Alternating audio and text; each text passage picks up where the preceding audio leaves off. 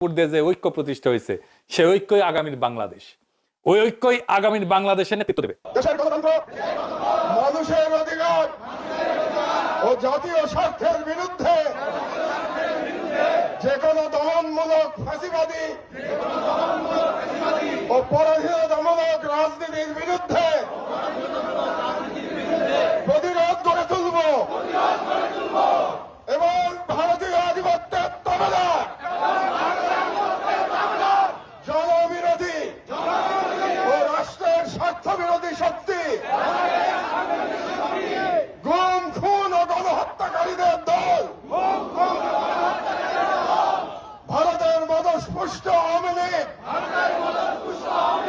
তাদের সহযোগী, তাদের পক্ষে বয়ান উৎপাদনকারী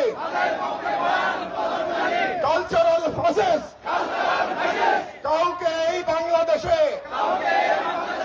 অপরাজনীতি করতে দেব না। সেই নতুন বাংলাদেশ গড়ার লড়াইয়ে হাদি আমাদের সাথে থাকবে। হাদি সুস্থ হয়ে ফিরে আসবে ইনশাল্লাহ। বাংলাদেশে বিএনপি, আওয়ামী লীগ, সুশীল আর ইন্ডিয়াকে একসাথে পরাজিত করতে হবে আগামী নির্বাচনে ইনশাল্লাহ। হাদির রক্তের উপর দিয়ে যে ঐক্য তৈরি হয়েছে আজকে শহীদ মিনারে, সেই ঐক্য কোনো আপোষের ঐক্য না, ওইটা ভয় অতিক্রম করার ঐক্য। এই ঐক্যই আগামীর বাংলাদেশ গড়বে, এই ঐক্যই নেতৃত্ব দেবে।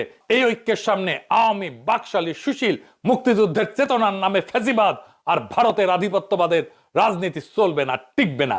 এটাই আমাদের শেষ কথা, এটাই আমাদের শপথ। ইনকিলাব জিন্দাবাদ।